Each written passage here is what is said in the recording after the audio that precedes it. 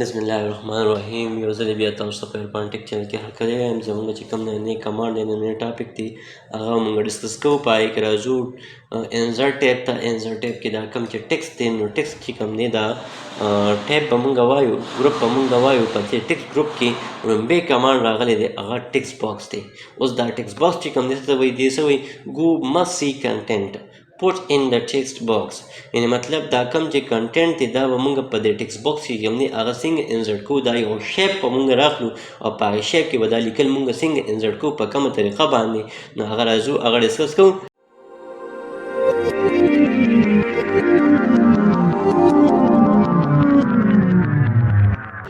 دلته به راشئ ټیکسټ ته، ټیکسټ باکس باندې به کلیک کړئ. نو د خپل لیست کولاویږي. دا مختلف فارمیټس دي چې کوم فارمیټ کې تاسو اخلئ، کوم سټایل تاسو اپلای کوئ، هغه سټایل به چې کوم دی اپلای کېږي. زیاتره که تاسو خیال کړی وي، سوچ هم کړی وي، نو کوم بکس چې وي اوسني ایډوانس، نو په دې اوسني بکونو کې په دې یو ورډ دی، یو کمانډ دی، یو ټایټل دی، یو سبجیکټ دی، یو هیډر دی، د هغې باره کې څه انفارمیشن وي، د هغې چارټ هم جوړ کړی وي، خو دې لیفټ رایټ ته یو شیپ چې کوم دی ډرا کړی وي، هغې کې لیکلی وي انفارمیشن. نو هغه انفارمیشن یا اکټیویټیز یې ورته لیکلي وي، هغه اکټیویټیز د هغې لپاره یو شیپ چې کوم دی ډرا کړی وي، هغې ورکړی وي.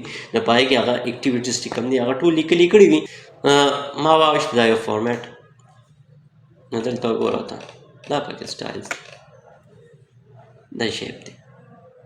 صحیح شو؟ اوس یو خو دا شیپ شو.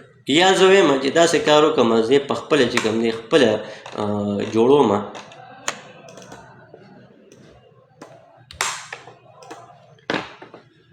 زه یې خپله جوړم. انزرټ ته به راشم، انزرټ کې به چې کوم دی ټیکسټ باکس ته راشم، او په ټیکسټ باکس کې به دلته راشم ډرا ټیکسټ باکس. نو دلته به راشم، دا به زه ډریګ کړم. فار ایگزامپل ما دا ډریګ کړم. نو د دې خپل ټیپ کولاویږي، هغې ته موږ وایو ټیکسټ باکس ټولز، او د هغې ټیپ چې نیم چې دی هغه فارمیټ دی. فارمیټ چې کوم دی دا هوبهو سیم ټو سیم د شیپ په شانته دی. که تاسو زمونږ چې کوم هغه پریویس لیکچر دی انزرټ کې موږ شیپ کمانډ ویلی دی. که دغه کمانډ تاسو ویلی وي نو سیم ټو سیم همدغه کمانډ دی، نو چینجز پکې نشته. خو صرف دونه ده چې دلته دا کم کار دی، دا کم شیپ ما انزرټ کړی دی، ټیکسټ باکس ما انزرټ کړی دی، او په ټیکسټ باکس کې زه چې کوم دی لیکل کوم، نو په هغې لیکلو کې بل شیپ سره د هغې کوم ډایرکشن دی، د هغې چې کوم لینک دی هغه دی بس. نو تاسو ته په ډسکرپشن کې لینک میلوي شي، په هغې لینک باندې تاسو کلیک کولی شئ او هغه لیکچر هغه ویډیو چې کوم دی کتلی شئ، کوم چې د دې کمانډس دي ما ډسکس کړي دي. صحیح شو؟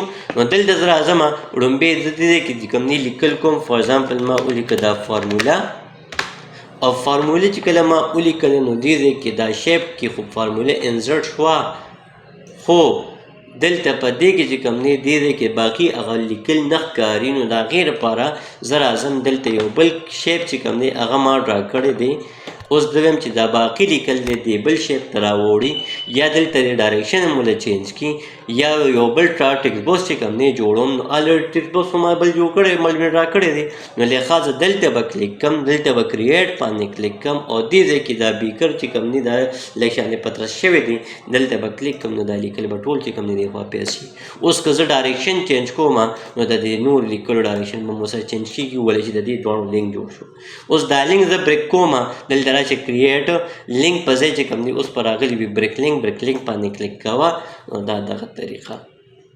او که تاسو وایئ چې دا نور کمانډ، نو دا نور کمانډ چې کوم دی د هغې لپاره ډسکرپشن کې تاسو ته به لینک میلاویږي، هغه لینک باندې کلیک کوئ، هغه ویډیو تاسو کتلی شئ. تر دې مخکې اجازت راکړئ، د الله پامان.